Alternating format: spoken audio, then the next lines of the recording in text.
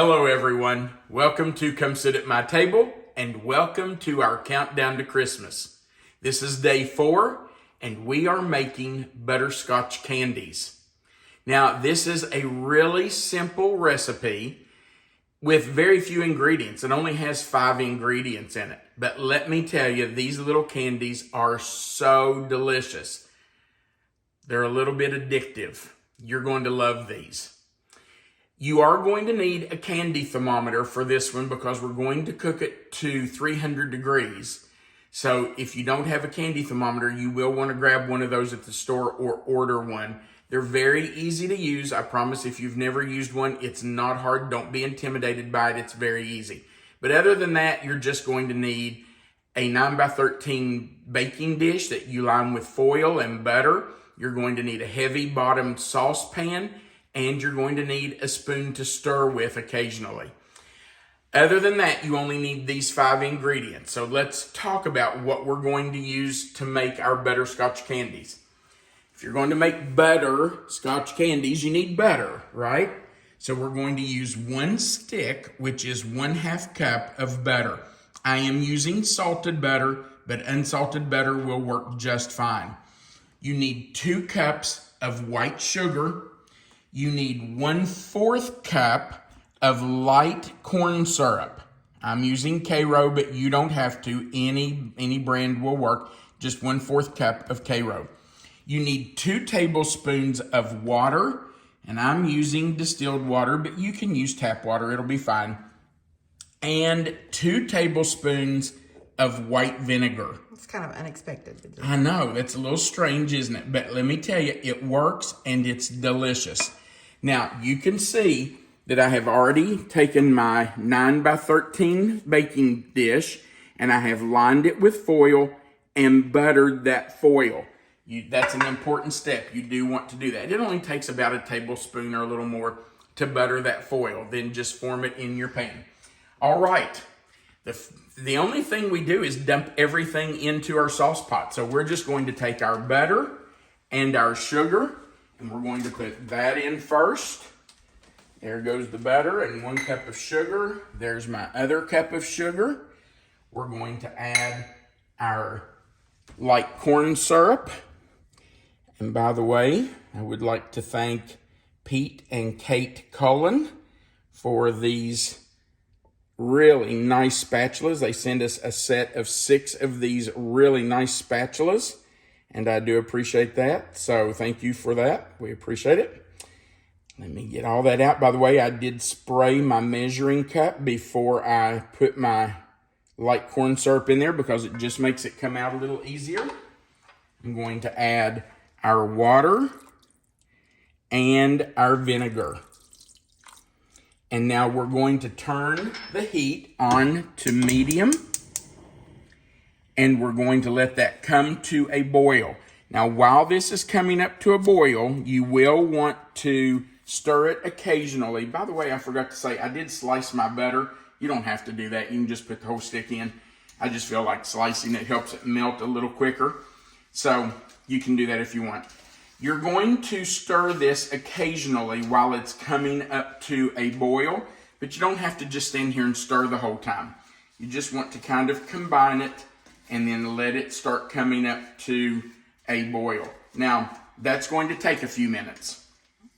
And there's no reason for you to have to waste your time just watching this come to a boil. So we will come back when this is almost to a boil and show you the next step.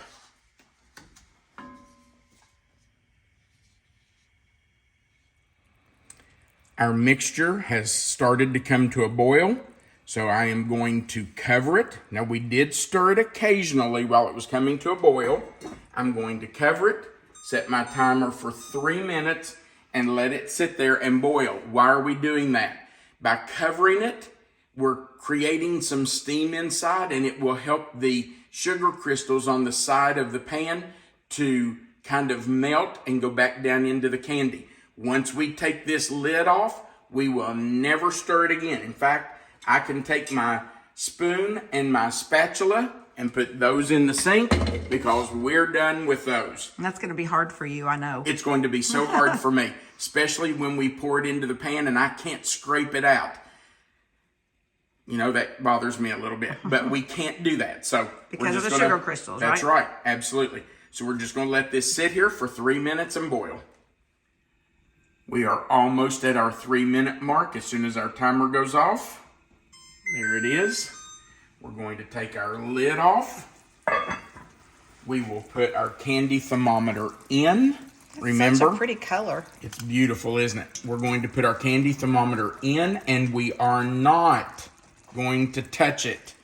No stirring, no swirling, no moving. No changing the temperature. Oh my gosh, do not turn the temperature up. I have learned the hard way in years past that you don't adjust the temperature. If anything, you might want to turn it down just a hair.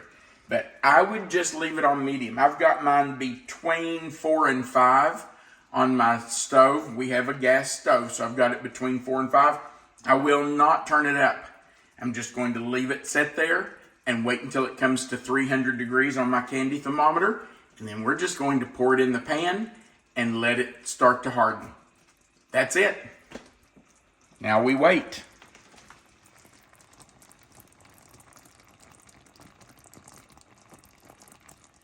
Okay, we are at 300. I'm just going to take the thermometer out, lay it over to the side. We're going to take our candy, go right to our buttered dish, and pour it in. We are not going to touch it. We're not going to spread it out. We're not going to move it around. And I know. You're saying that to yourself, aren't you? I'm telling myself. See all that in there? I know. You're probably like hyperventilating a little bit. Oh my gosh, I want to scrape that out of there so bad. But I know better. I know not to. So we're not even going to scrape what's off the side of the bowl. Oh, it's such a pretty candy. It is so nice. Now, we're just going to let that sit. It has to sit for, it really depends on your house. It could be as little as 1 to 2 minutes if your house is dry and this hardens quickly.